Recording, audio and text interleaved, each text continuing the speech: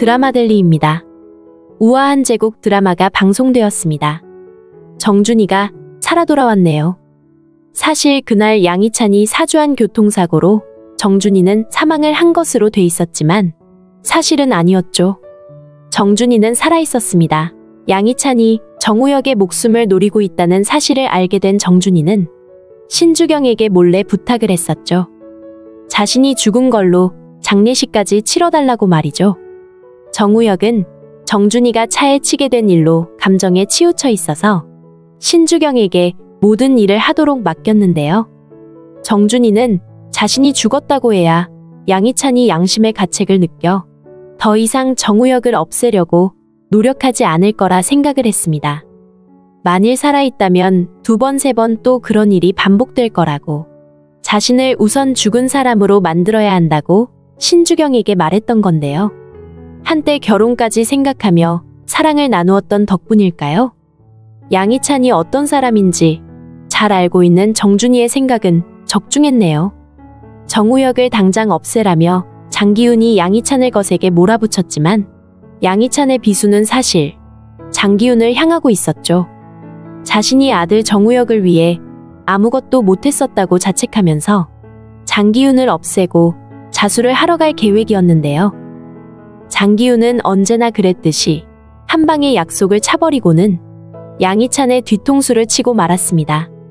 양희찬에게 혼외자가 있었고 결국 아들을 없애려다 그 엄마를 죽이게 되었다는 것까지 언론에 공개가 되었습니다. 그날 트럭을 몰았던 운전기사를 매수해 자수를 하도록 만든 것인데요. 결국 자수를 하러 경찰서로 가려던 양희찬은 취재를 하러 몰려든 기자들을 피해 급하게 집을 빠져나갔네요. 이미 정준이는 죽은 것으로 돼 있기 때문에 양희찬은 바로 경찰로 잡혀가야 할 입장이 되어버렸으니까요. 양희찬은 할 일이 있었죠. 하지만 발이 묶이면 장기훈에게 복수는커녕 우선 감옥에 들어가야 하는데요. 양희찬은 급히 집을 떠나면서 정우혁에게 핸드폰을 건넸습니다. 그 핸드폰엔 장기훈의 덜미를 잡을 수 있는 결정적인 영상 하나가 들어있었네요. 오나이가 최병익 의원에게 술시중을 드는 동영상인데요. 장기훈은 오나이 배우를 이용해 최병익 의원의 술상납을 시키고 또 그걸 이용해 최 의원을 압박했었죠. 그 당시 국회 상정될 카지노 법안을 통과시키지 않으면 그 영상을 언론에 제보하겠다며 엄포를 놓았었네요.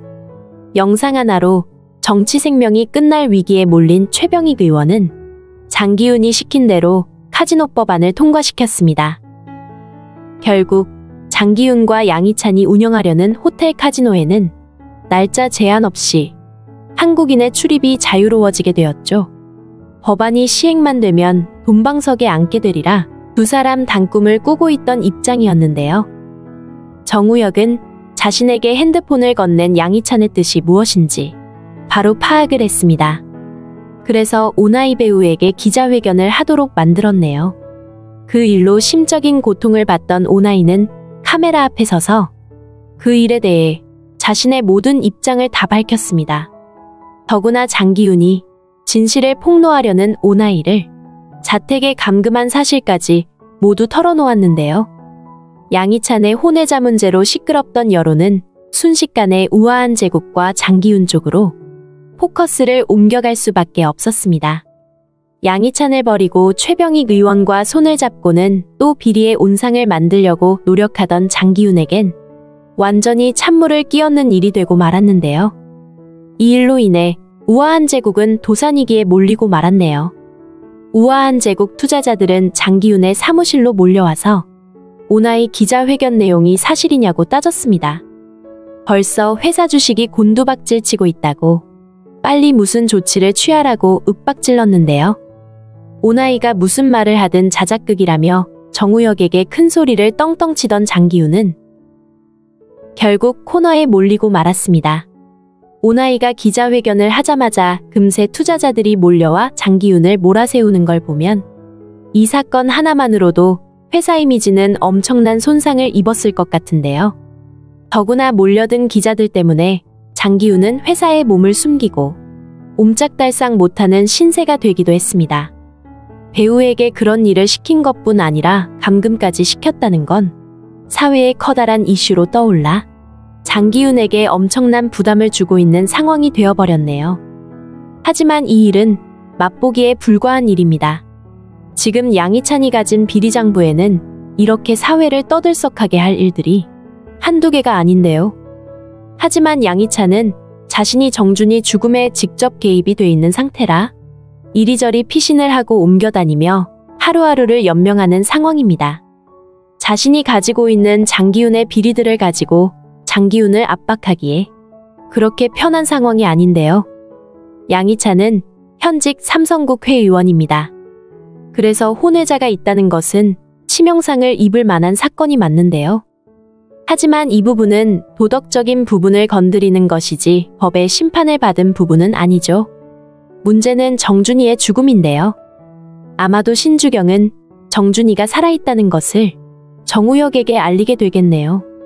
신주경은 정준이가 죽은 후 정우혁과 불편한 일들이 있었죠. 신주경이 양희찬과 장기훈 사이에 틈이 생기도록 만들기 위해 양희찬에게 혼외자 아들이 있고 그가 바로 정주혁이라는 사실을 장기훈이 알도록 했었죠. 하지만 그렇게 한 건 자신의 복수를 위해 정우혁과 양희찬의 관계를 이용한 것이 아닙니다. 그렇게 하도록 원했던 건 정준이었죠. 자신이 시한부기 때문에 자신이 살아있을 때 양희찬이 망하는 걸 봐야겠다고 시간을 재촉해 신주경을 움직이게 만든 사람은 바로 정준이인데요. 하지만 정준이가 죽게 되면서 정우혁은 그 일이 신주경 때문에 커지게 된 거라 오해를 한 거고요. 이제 이 오해는 완전히 풀려버리겠네요. 신주경이 나설 것 없이 정준이가 모든 걸 정우혁에게 밝히게 될 테니 말이죠. 또한 정준이는 세상에 자신이 살아있음을 알리게 되겠네요. 자신이 양희찬 때문에 죽은 것으로 돼 있지만 사실은 그게 아니라고 말이죠. 그런데요. 이런 시점에 정준이가 나타나 자신이 죽은 게 아니라 살아있다고 밝히는 이유가 뭘까요? 더구나 양희찬을 위해 거짓말까지 하면서 말이죠. 사실 정준이는 한때 양희찬을 사랑했던 사람입니다. 그 사람과 가정을 꾸릴 예정이라 정우혁을 임신했던 거고요. 하지만 우리 모두가 알다시피 상황이 급변하는 바람에 결혼은 무산이 되고 정준이는 임신했던 아기를 혼자 낳아서 키웠던 것입니다. 양희찬이 장기훈에게 억지로 몰려 잠시 딴 생각을 하긴 했지만 결정적으로 마지막에는 정우혁을 위해 장기훈을 죽음으로 몰아넣는 일까지 모두 계획을 했던 양희찬인데요. 하지만 장기훈이 뒤통수를 치는 바람에 양희찬의 계획은 물 건너 가버린 게 되었고요. 하지만 아들 정우혁을 위해 뭔가를 하려고 했던 양희찬의 마음은 그대로입니다. 그것을 알게 된 정준이는 이제 자신이 나설 차례라고 생각을 하게 된 것으로 판단이 됩니다. 지금 양희찬이 쫓기는 건 정준이를 죽였다는 사실 때문이죠. 하지만 정준이는 멀쩡하게 살아있습니다. 대학병원에서 치료를 받고 있었던 상황인데요. 정준이는 스스로 나서서 기자회견을 자처하게 될 것으로 짐작이 됩니다.